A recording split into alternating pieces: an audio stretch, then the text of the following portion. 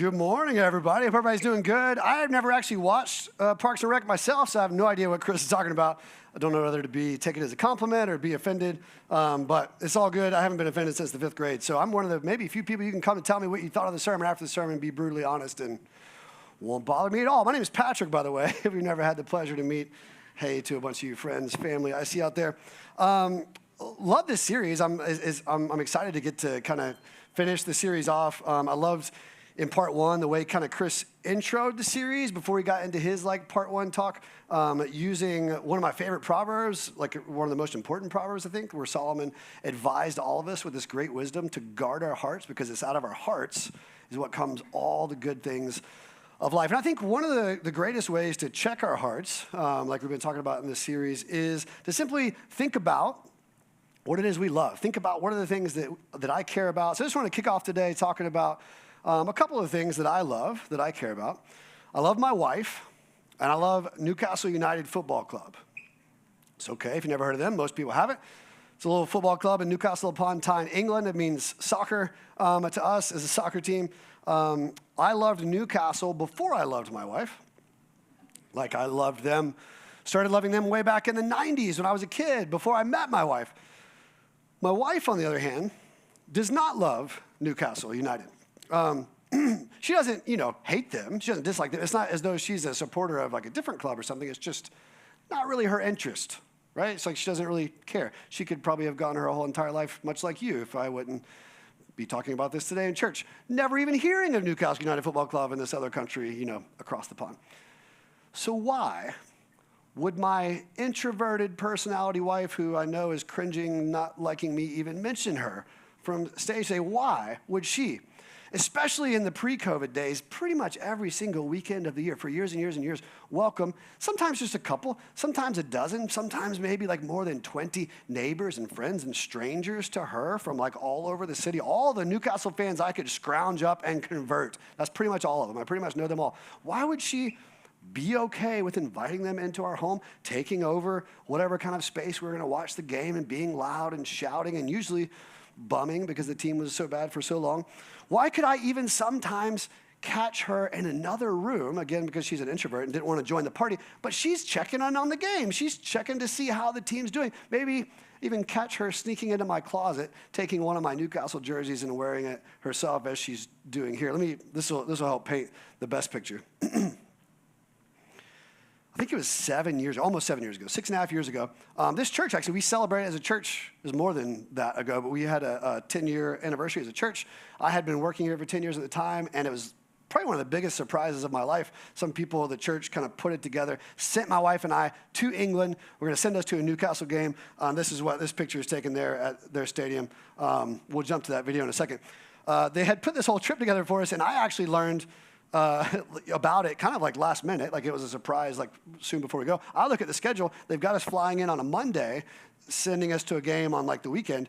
Well, Monday night, there's an away game Newcastle plays. So I'm okay, we land in London. My wife is okay. We jump in a rental car, drive with the stick shift on the left side. And I don't know if you've done the roundabouts, the wrong direction. I could feel her, and she wasn't saying much because she knew I just cared about getting to the game on time. This game we weren't even planning to go to in this godforsaken place called Burnley, which is in the northwest of England. But I knew she feared for her life as I was running up on the curbs of the roundabouts. I could feel that vibe coming off her. We finally get there. We park in this mud pit. It's wintertime, so it's freezing cold. We drove through some freezing rain.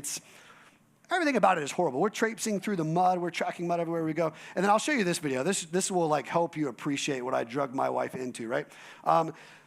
In England, they separate fans. Fans of each team can't be together. The police keep you separate.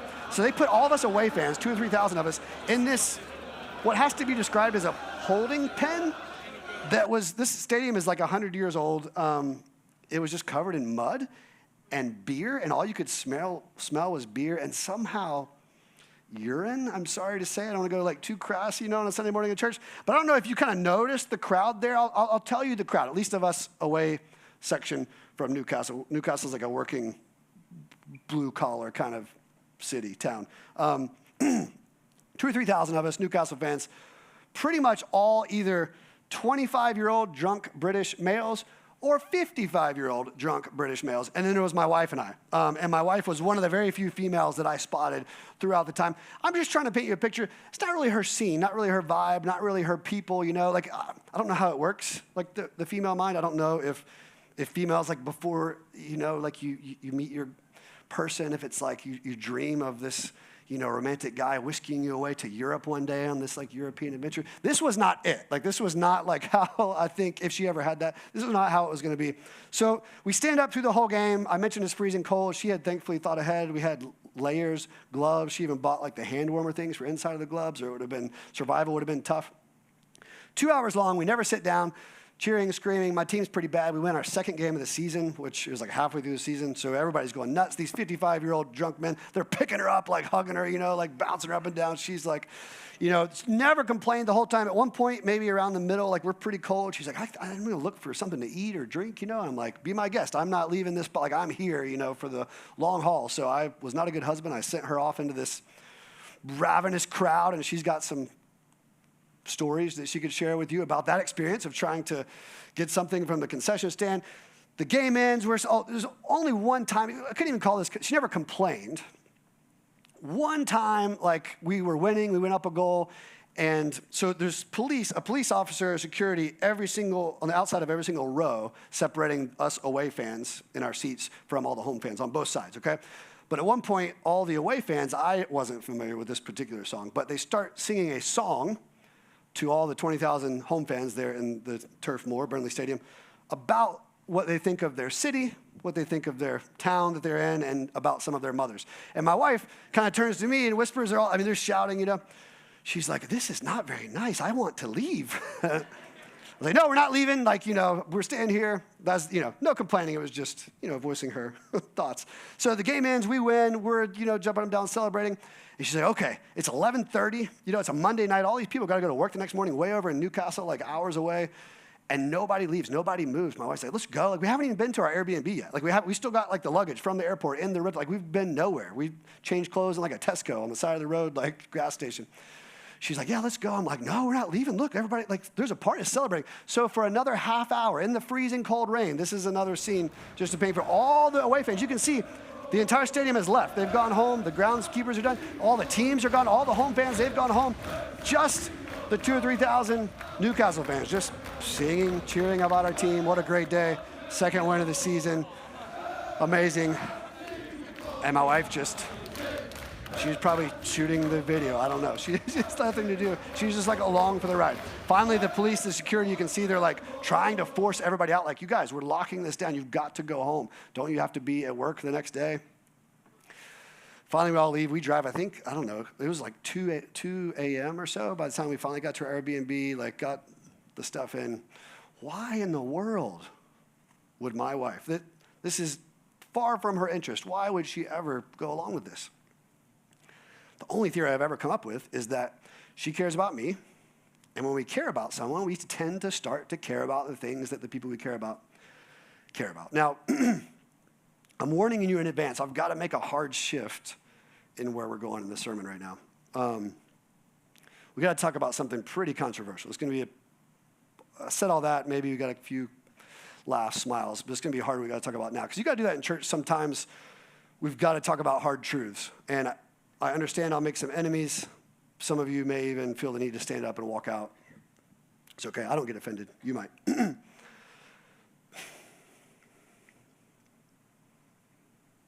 Disney World is not a place designed for human beings. All due respect to God. I don't know how creation worked and all that, but like God is this architect designing all these parts of the world. Did not design Central Florida, Orlando, Florida, this area where Disney World is built for humans to inhabit. God was like, this is for gators and swamps and this it's not meant to like sustain human life. This is like the bottom, you guys. There's nothing good happening here. And somehow, I don't think God ever in all his infinite wisdom imagined that it could be a vacation spot, much less the number one vacation spot in the world. Disney World is the number one in the whole world. You guys have seen other places in the world, right? at least like on videos or YouTube or something, have you seen some of the the wonders of the earth? Like all these other countries, these amazing, beautiful scenes. Orlando, Florida, like swamps and gators and the humidity. Like once you start sweating at Disney World, you're just done for the day. You're just caked in that sweat. That's what you're going to be walking around in until you can hit a shower later on. Disney World is structurally designed at its core to be a miserable place. Think about it. It's like somebody took all the things that we hate, spending lots of money, crying, screaming children, really hot-natured, bad, like piece of land, long lines, and just put it all into one thing, all into one place, and charged us a bunch of money to go there. Disney World is not the happiest place on earth. I don't know how they get away. Like this, the fact that they got so many of you to believe this marketing is genius. Like whatever marketing skills they've got. And I get it. There's like that 2 minutes a day. You know, by the way, show of hands, if you've been to Disney World, you've set foot inside like the Magic Kingdom or something like that. Well, first service, there was a lot more of you. But it's still like the vast majority of you, it looks like, you've been to Disney World. Sorry. That's unfortunate. I know there's that moment at the end of the day, especially if you've been like with your family. Disney World's not my interest, by the way. Okay? I don't know if you gathered that. It's not one of my interests. It's not my thing. In fact, literally, I preached, this same talk pretty much just now at 9:30. Didn't think of this till after, but I was like, I'll share that. It's never been my interest. When I was in the 5th grade, however old you are in the 5th grade, I shattered my school's like all-time record for selling those World's Finest chocolate bars. You ever seen those? They're like awesome chocolate. I think I sold like $3,000 or $4,000 worth of World's Finest chocolate bars, like shattered the record. And the prize, if you like broke the record, or they had this whole thing, they tell the kids, like, I'll go sell a bunch of stuff and you win this prize. Well, the prize for selling all this and like I broke the school's record was this all expenses paid, epic, the whole deal to Disney World. So I'm a 5th grader. I don't know if that's like, I don't know what prime age is. I'm like, I'll take the money. Like, what kind of check are you gonna write? Took the money, like, didn't even, wasn't even a thought. Like, Disney World, just whatever. Even as a kid, it's not just like I'm a grumpy old adult. Just, I don't know, just never appealed to me. I don't get it, personally. The tickets, like, so you've been to Disney World, you know how much it costs. Like, take my family of 5, it's gonna be $1,000 to go for a day to Disney World, right?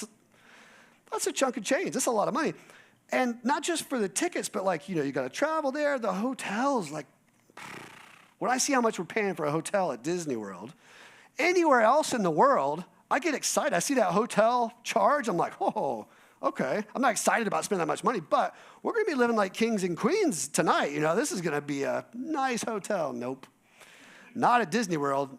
$150, they put you in a Motel 6. They painted a mouse on the wall, and you're like just grateful. You're like, oh, thank you so much. What a deal we found. Half of us are sleeping on the floor, I know, but hey, at least we got in. Like, at least we're here,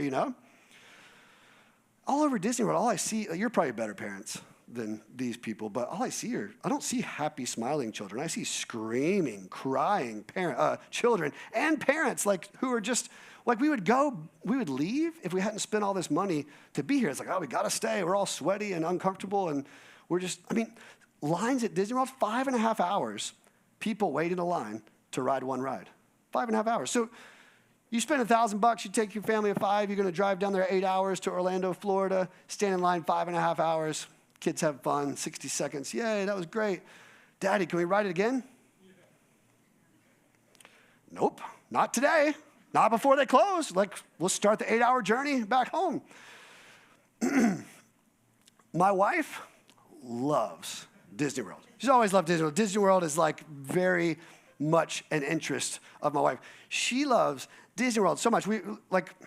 I would rather take a beating with a brick stick than take children to Disney World, but I've done it many times. Many times. I think, you can ask my wife later, usually with a smile on my face. I've done it. Why? Why? When it's not my interest, when I clearly feel strongly about it. Because we care about what the people we care about. We'll get more into that in a second. To show you how much my wife loves and has loved Disney World, I should have asked her how many years this was. To save money, she got a season pass to Disney World. Thank you so much. That's going to help me. She got a season pass to Disney World. Maybe, oh, cool, Patrick. Like, you guys used to live, like, near Disney World, like down the Orlando area? Nope. We lived in Charlotte, right here, but season pass to Disney World.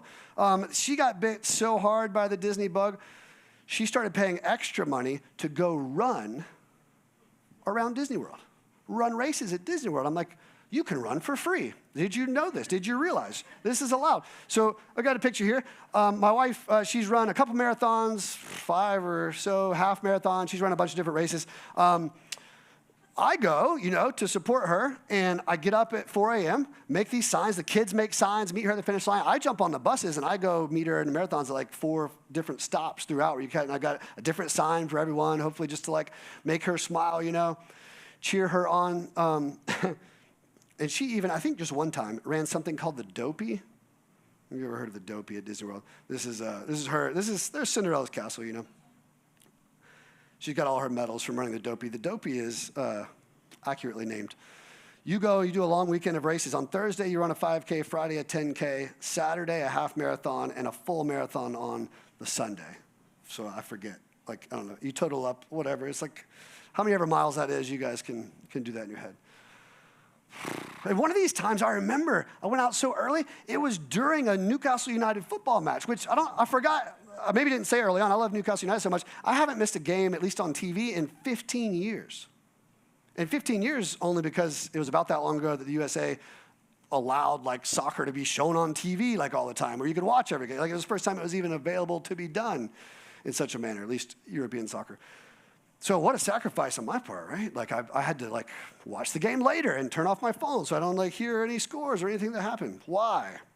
If I didn't care so deeply about someone, and really my whole family, my kids as well, about 4 people who care so deeply about Disney World, you couldn't pay me enough money to go to Disney World.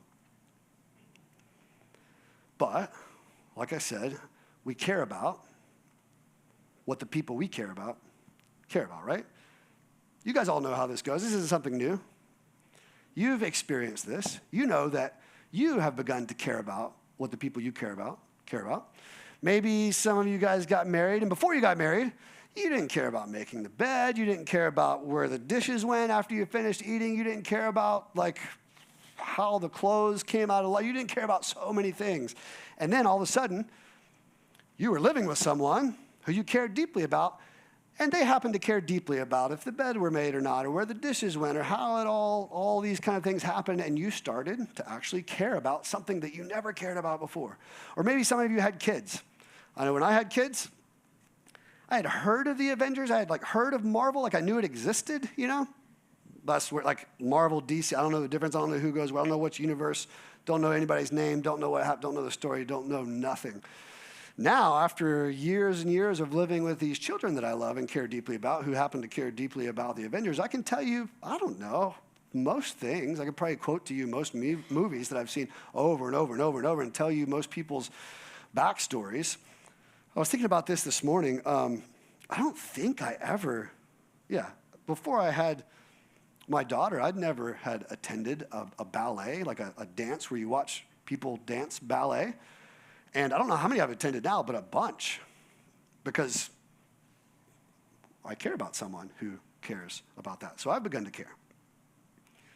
But how does this happen? How does something like this happen in such selfish creatures, right? Creatures usually so wrapped up in just our own interests. That's kind of why we call them interests, because they're our interests.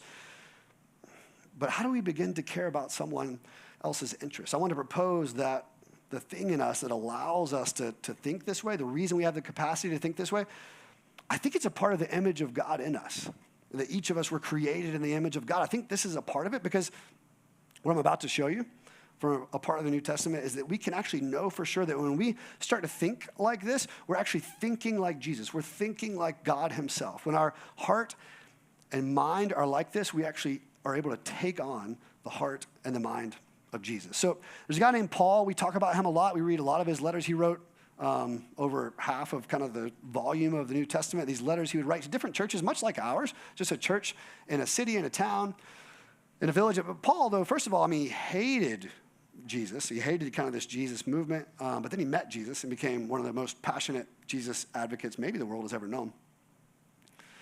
And I've read his letters over and over and over. I've read this particular one. We call it Philippians. He's writing it to the church, the gathering of people, much like this one, in a city called Philippi, which is modern-day Greece. I've read this over and over and over.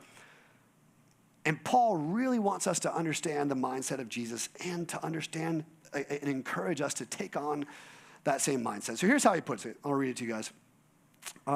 In Philippians chapter 2, this is starting at the end of verse 3.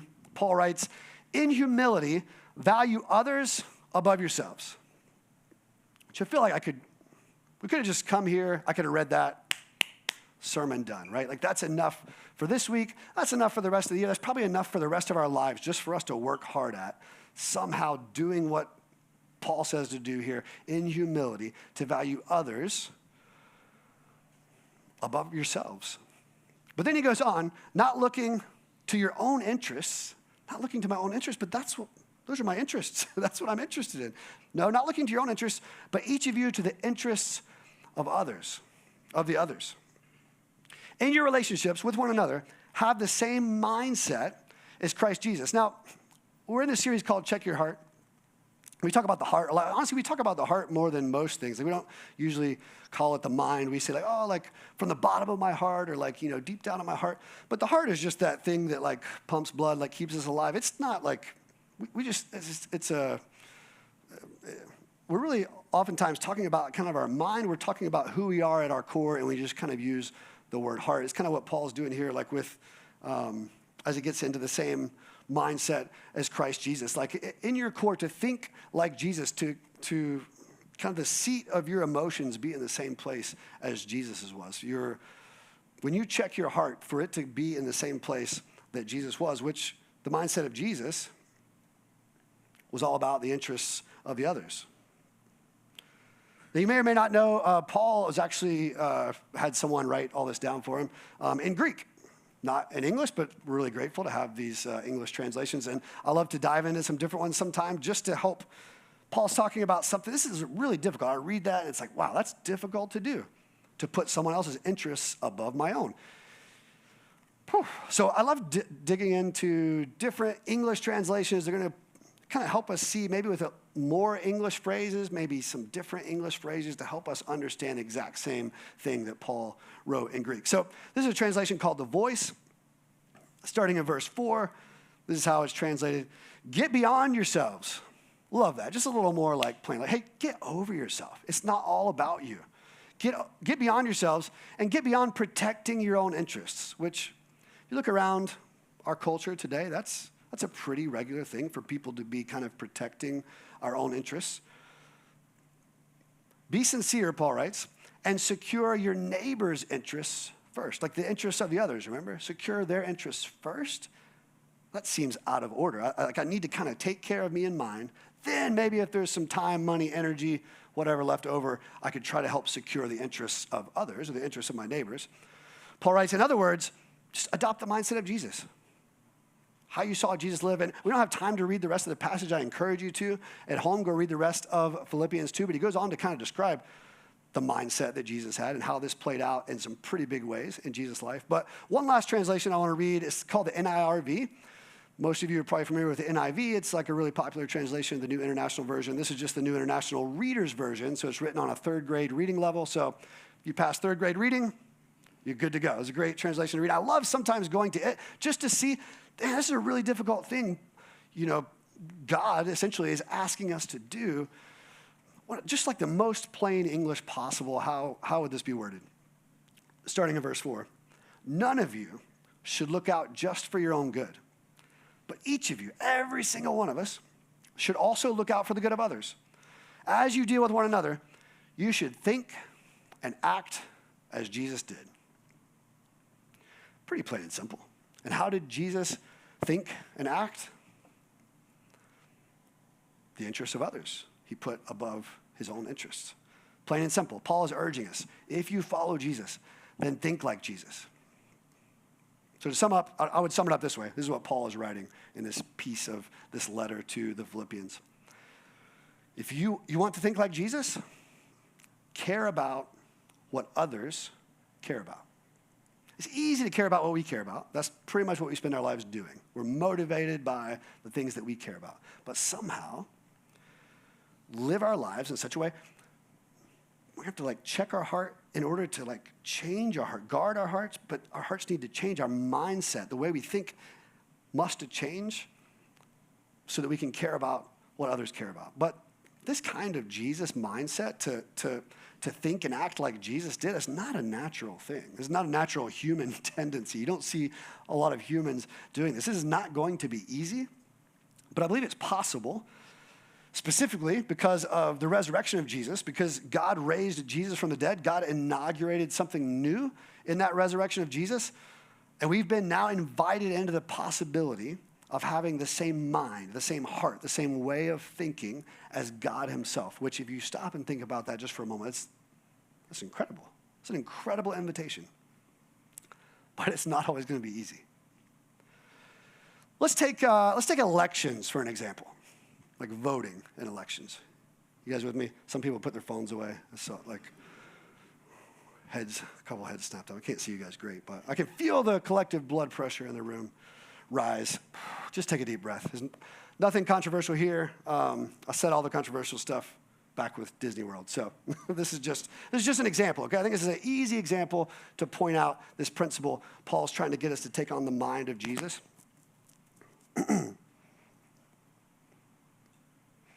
We just had an election, pretty big one. Was it like 9 or 10 months ago? November of 24?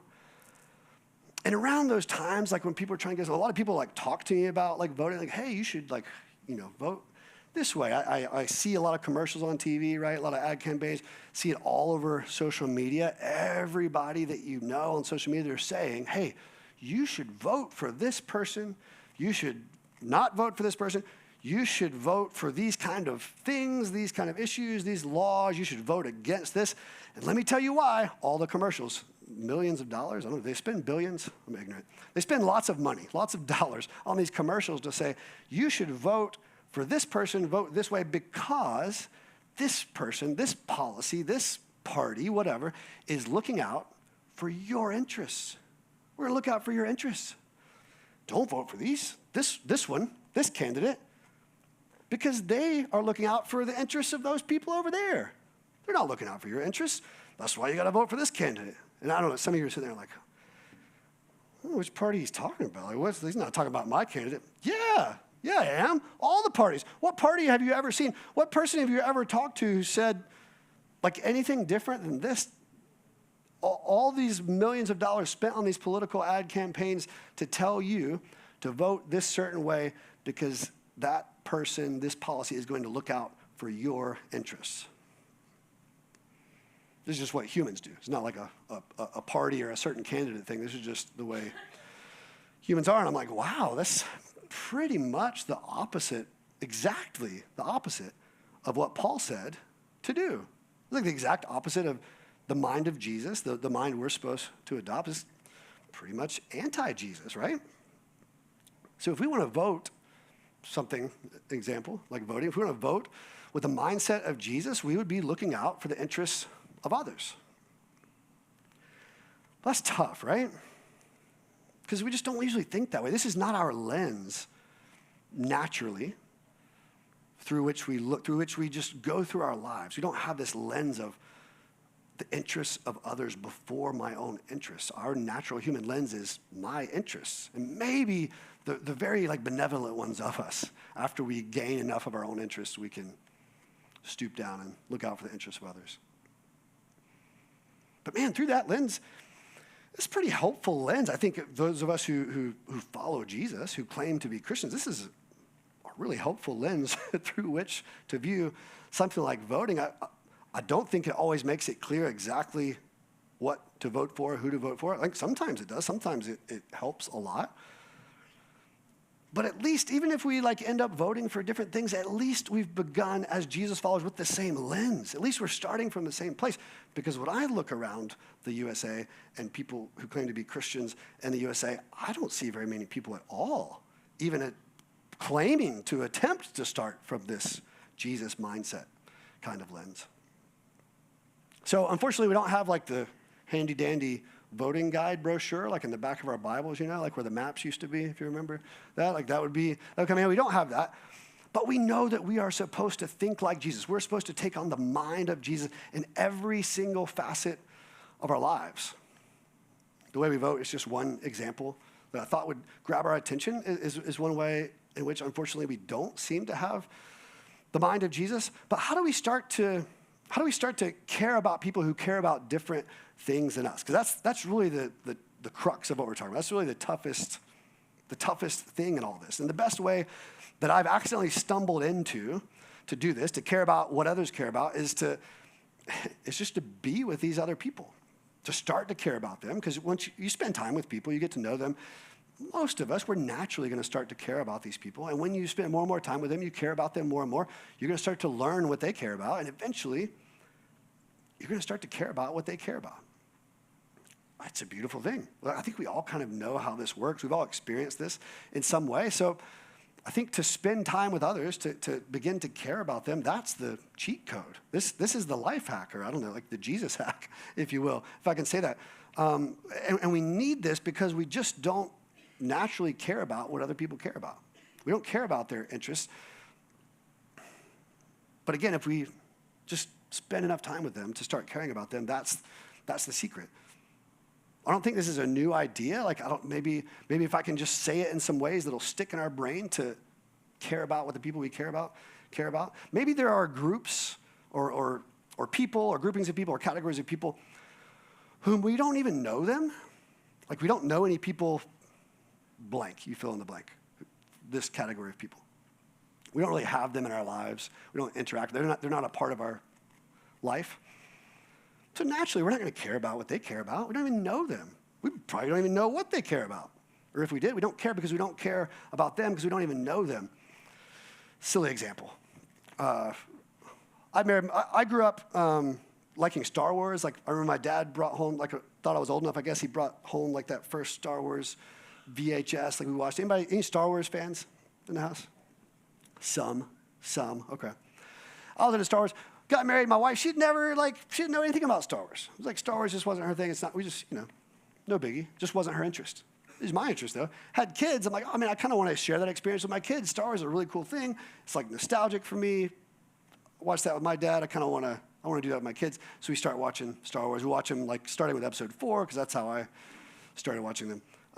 So my wife kind of okay, whatever. She's around. And I remember it was towards the end of episode 5, which was the second one we were watching, Empire Strikes Back.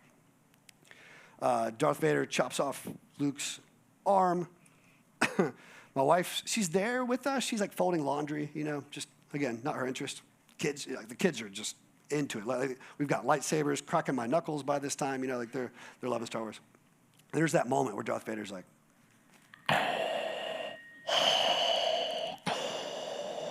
Luke, I am your father.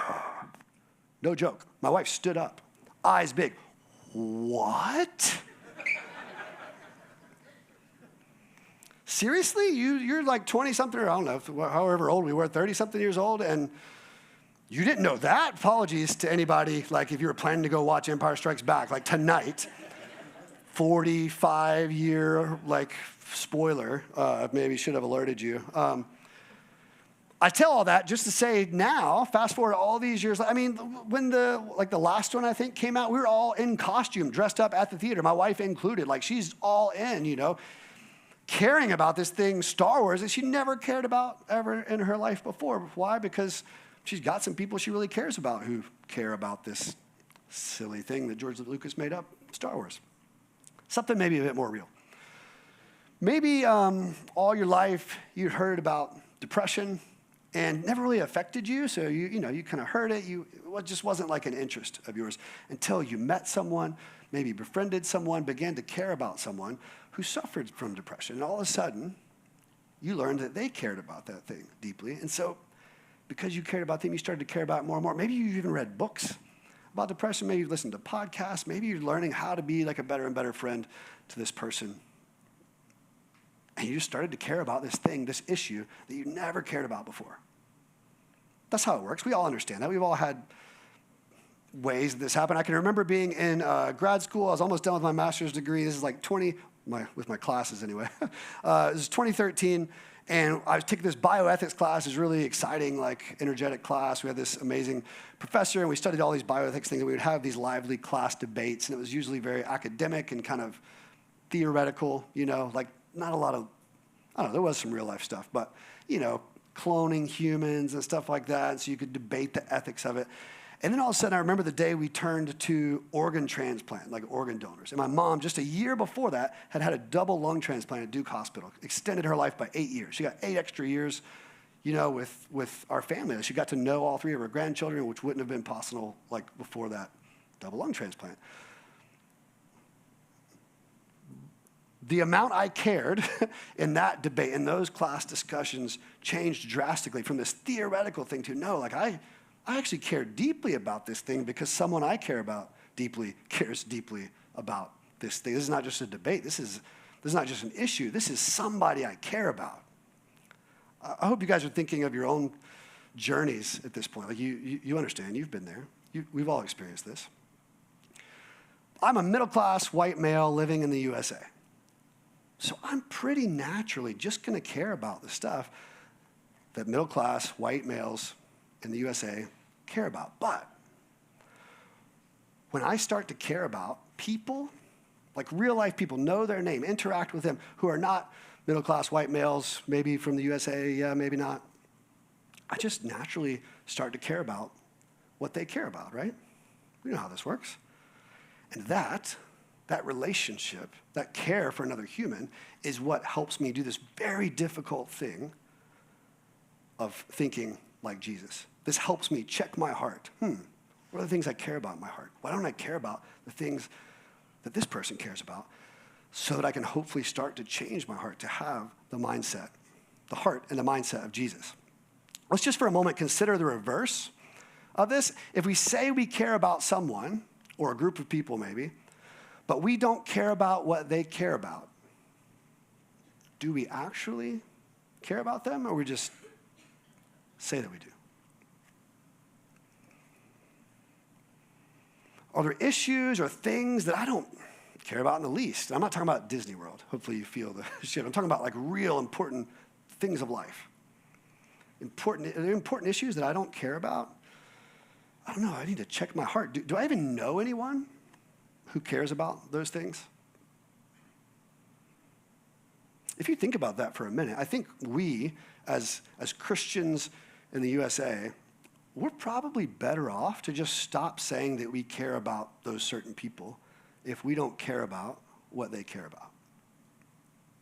Which again is probably why we need to check our heart, to guard our hearts, like Solomon advised us in Proverbs 4.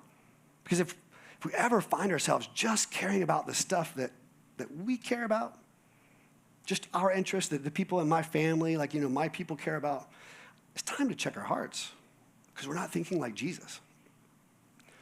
As we wrap up, I'll just sum up this entire series, Check Your Heart. If you missed part 1 or part 2, amazing sermons you should go back and check out. But just to kind of bring it all to a close. In part 1, Chris Brown helped us understand that words reveal your heart. Part 2, Jim helped us see that money reveals your heart.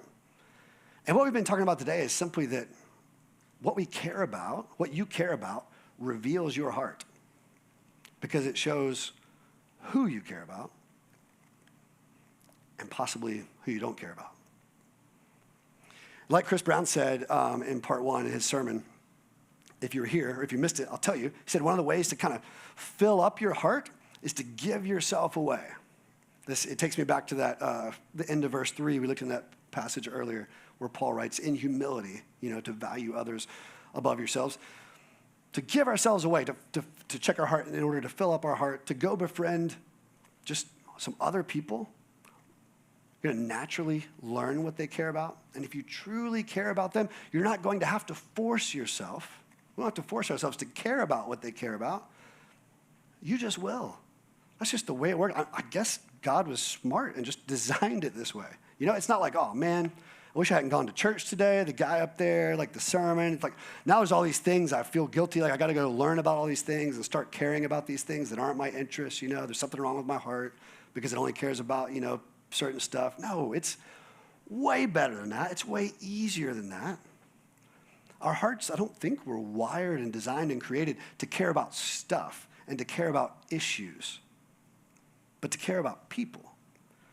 So just go care about people. And then you're going to start caring about the things and the issues that those people care about. It's just going to take care of itself. It's not this really huge, monumental effort required. Maybe if they care about Disney World, maybe there is. Just joking.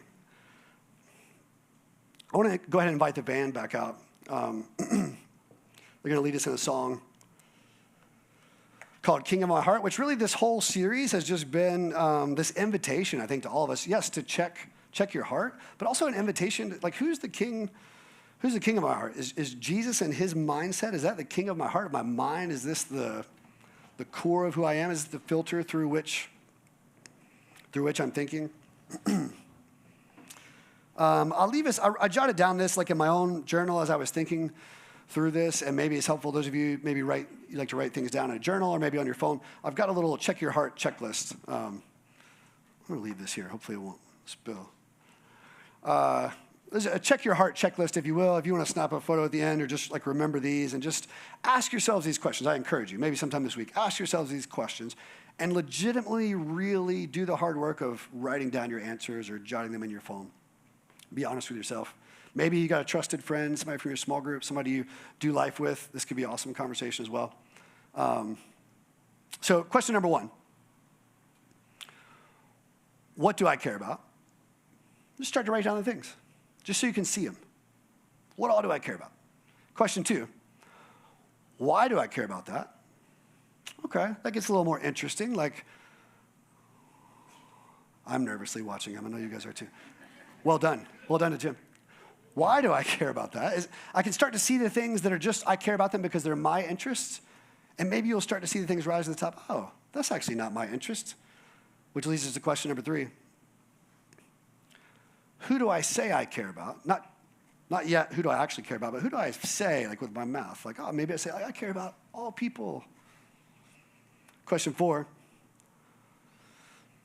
If I say I care about them, do I even know what they care about? Like, could I write down if I say I care about all these different people, could I even name the things that they care about? Last question. Do I care about what they care about? Because if I don't, that's a good way to check my heart. Probably don't actually care about them. I'm just saying that I do. I'm going to leave us with this prayer too, because I think this isn't something, this is going to be difficult. There's going to be some difficult pieces of this journey if we truly want to begin to take on the mind of Jesus and think like Jesus. So we're going to need God's help. And I think that's part of the power that comes from Jesus' resurrection is we're not invited into something difficult like this without being given the help and the strength to do it. So I think it's just a simple prayer to ask God to be with us in this journey, to help us get there. So here's the prayer that I would encourage us, that I've been praying, that I would invite any of us to pray. Just simply, God, help me have the mind or the heart of Jesus and not just look out for my own interests, but first, that's the difficult part. First, look out for the interests of others. And then just imagine if all of us left this room, all of us who are part of this church, all of us who are hearing this, we leave this room today, we go about our lives Monday to Friday. We were praying this prayer. We were thinking about it. We just became people with the mind of Jesus. And we didn't only look out for our own interests, we started looking out for the interests of others because we care about what the people we care about care about. Imagine what just happens with like your neighbors who live next to you or your whole neighborhood. Or imagine just with this many people, imagine what starts to happen in our city. Imagine what can happen in the world as we raise our children this way. Let me pray for us before the band will play. God, you're awesome. You're amazing. I'm so thankful that we have this letter that Paul wrote to a church much like ours to tell us what your mind was, Jesus, to tell us that you took on this incredible humility, even though you were God, and you set aside your own interests and you put first the interests of others. And we're invited into that. This is a big thing. This is a big deal, God, and we're going to need your help. Help us somehow in humility care deeply about people. More and more people, not just say that we care about them, but care about them to the extent that we know what they care about and we begin to care about the things that the people we care about care about. We're asking for your help. We're going to need your help. And we believe through this is part of your kingdom coming. This is part of your design for how you want us to live as we follow you. We're just asking for your help. In Jesus' name, amen.